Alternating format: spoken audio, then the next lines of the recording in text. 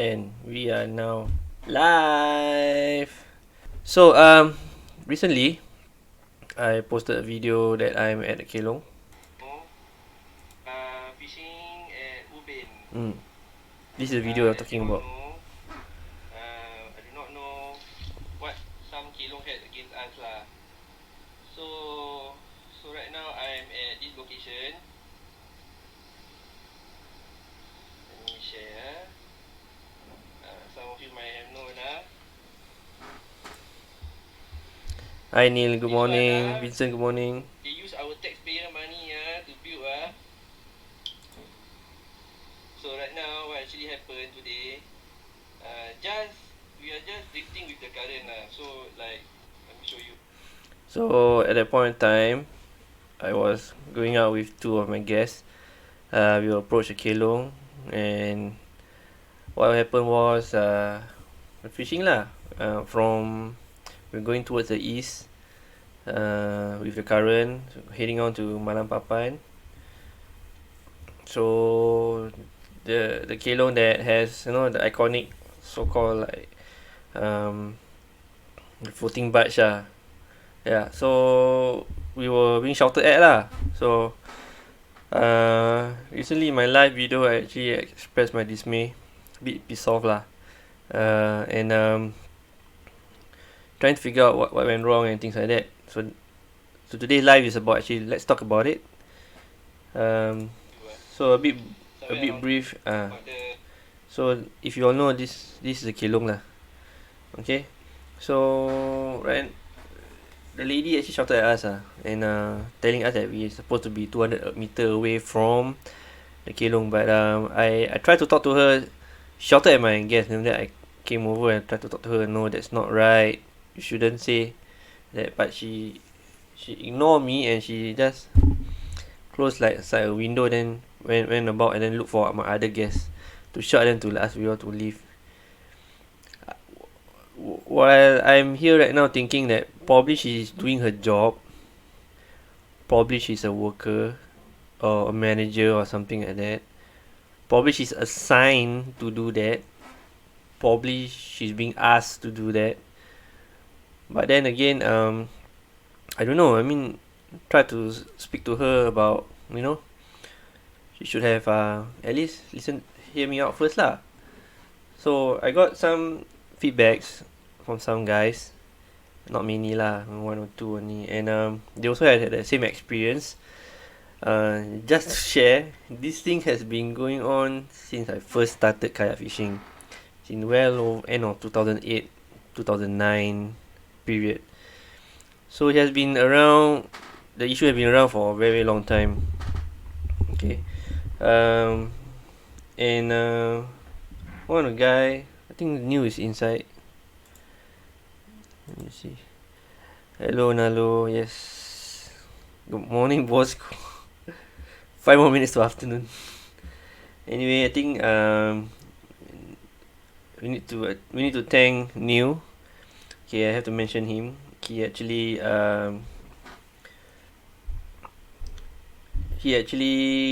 go and speak to some guys in SFA. Okay, so spoke to some safety officer from SFA, and he's actually asked for my video link, and I gave permission to actually share it. So they actually review it, and wanted to do something about it by informing the owners of Kelong. Okay, so what he said was that the SFA says that the Kelong has no rights to claim any water around them. Alright, this is very specific. The Kelong has no rights to claim any waters around them. Okay, so and the jurisdiction of SFA is only on the Kelong itself. Outside the Kelong is under jurisdiction of MPA. So but I did mention to Neil, saying that no, we do not want to pinpoint fingers on who is the one who actually shouted, who is the one that's actually saying the wrong things like that. So I just want to point out that this has been going on, and I would like SFA to actually inform them that is the law that they actually think it is there is incorrect. Not only that, I would like to address that to them, saying that, you know, like that particular floating barge, if we fish outside or around it, there shouldn't be any issues. Alright, I don't think that floating barge is being secured down by using ropes and heavy objects. I believe it's being anchored down by, you know, maybe and chains and things like that lah. There wasn't any ropes around, things like that lah. So, and the fish are in tanks, not in nets, and it's above our standing height level.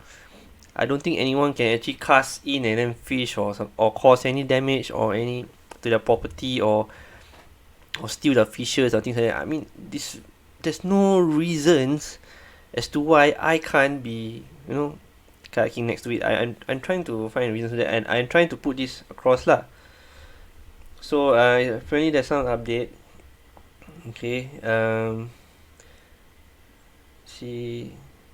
Okay, so first of all, SFA do not like it when the owners are using SFA, you know, as a front to say this law comes from SFA. So SFA clarify with that. So there's some communication between Neil and the SFA representative. It says that SFA is actually aware of such issue. Alright, so they actually are aware that, you know, not only me, some other kayakers has been feedback to SFA with regards to this issue, and they are aware that, you know, this complaint has been going on for quite some time. So right now they are actually trying to resolve this lah. So let me point out one thing, meaning SFA is aware of this thing, and it's been going on quite some time, but I do not know how long. Alright, and it has been going on for quite some time, meaning there's a possibility that the owner actually knows that SFA is aware and knows that it is wrong. There is a possibility, but I don't know. I might be quoting wrong. So right now, the latest update was,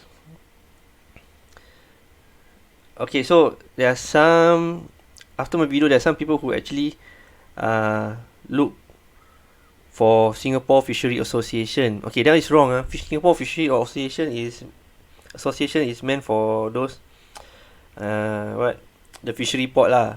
Nothing to do with SFA lah. SFA is Singapore Food Association, where they actually regulates and do checks on local fisheries to ensure that there's no disease, no heavy genetic modifications to the fish that they're trying to rear in here in Singapore. So all fish reared in the local kelongs are being controlled, where, you know, the fries are being grown within their nets, and in a controlled environment where they control their feed and things like that, so to ensure that the fish that we eat is safe for consumption, you know. So that is the objective of Singapore Food Association. If you actually go more deeper, Singapore Food Association also actually looks into investing into local produce like live prawns, the fries, things like that. If you look, I think there are some Facebook videos going on that they are growing this local production, I think in St. John Island. I mean, want to take a look at that. It's very interesting. So Singapore Food Agency, actually their task is actually quite broad and quite clear actually. So the kelong is supposed to have a controlled breed and to feed them in a controlled manner to make it safe for us to eat. So the local produce are actually very good actually, and being controlled by SFA. So they are not supposed to like get some longkang fish, go to their net, and then after that feed for a while, then feed to us. No, cannot. They cannot do that actually. So this is the control things that SFA set out on. Just a bit of background.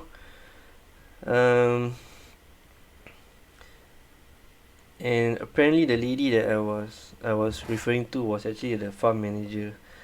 So SFA actually pointed that out. So I believe that the SFA knows who she is. And they said that they will educate her on the difference between boat and kayakers. Okay, listen up. Boats are not allowed to be close to this kelong simply because they might be pose a danger or damage to their property. All right, and because boat has power that sufficient enough to actually lift up their anchors off the ground. All right, so but kayak cannot lah. You know, your arm strength how long only, how strong only, and boats can actually cause damage to their ropes and things like that lah. So they are not supposed to come close to kelong to fish and things like that. So that is part of their rules and regulation within the PPDCL. However, for kayak and canoe under MPA regulation, it does not state that we cannot go around there lah. In fact, it is recommended that we fish along the coastal areas, near places that is actually much more safer for us to go and fish. And in case of any rain or what, we can seek shelter next to maybe a kelong or something like that lah. So that is the analogy behind it. So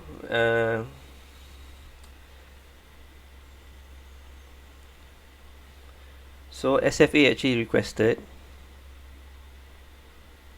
if the farms anyhow go and quote the wrong law again, I would urge all of you to actually record it. So SFA actually directed us to record and send to them direct. Okay, the end of the goal is to not actually to penalize anyone or to make people life difficult or things like that. The end of the goal that I want to look at is that I want the kelong owners to be educated. Okay, and guys, don't get me wrong, I want all the kayak to respect the boundaries also. So as I said in many of my videos, you can fish near kelong, but please do not touch, hold on, bump into the kelong, go next to the kelong and things like that lah, like side by side, like hit onto the kelong or something like that. You're not supposed to do that. However, you can fish alongside, for a while. Okay, then after that you move on to the kelong, because kelong has a lot of fish. I believe so lah. There's a lot of fish, and by right the kelong not supposed to. You're not supposed to fish on the kelong. So I don't believe that the kelong owner should have any issues. Alright, they are not supposed to fish there simply because the SFA do not want them to bring in contaminated fish over to their fish where they are prone to diseases, that unknown diseases, and can spread and kill all the livestock. And just to let you know, in 2021, 60 million Singapore dollars was being invested in local produce. So the SFA do not want the investment given to all these kelongs to gone to waste. So these are the control measures lah. I believe not say it's just my observation. It may be a case that probably some kelong owners do fishing and maybe they don't like us to stay close because we might get their fish or something like that they're supposed to get. I don't know, it may be that case, I don't know. But then again, the only thing that I would urge everyone is to actually, the whole main objective is to actually educate people along, educate the kelong for this lah.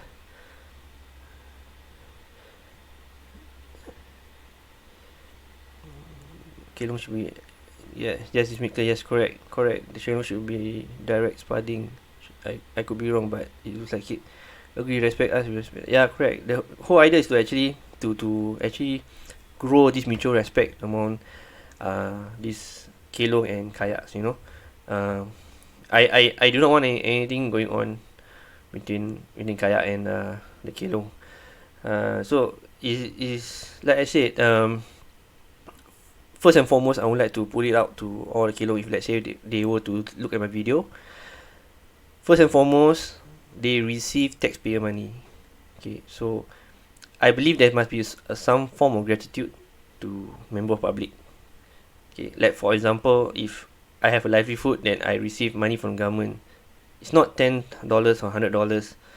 You know, those more petty, not say petty, it's more handouts for the low income things like that. That's not. We are looking at businesses that requires thousands of dollars to actually run the business throughout the whole year, which the total amount would be 60 million. You go and check online, 60 million, just to combat this COVID and to look into being independable for our local food sources.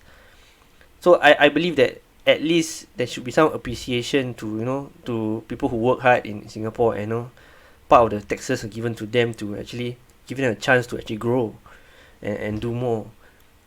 So having said that, you know, the way I felt, you know, it's only natural that I felt that, because I know about this, right? It's only the investment that government give them, the handouts they give them. So I know about that. Then when I know about that, and then you know the way they actually respond to me, or treat Kayak, kakis in that manner, naturally I'm pissed off lah.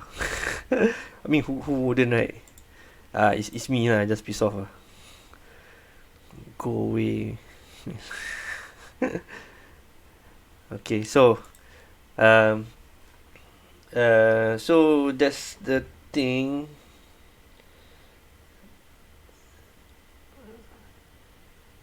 Okay, so as you all know, you also need to understand that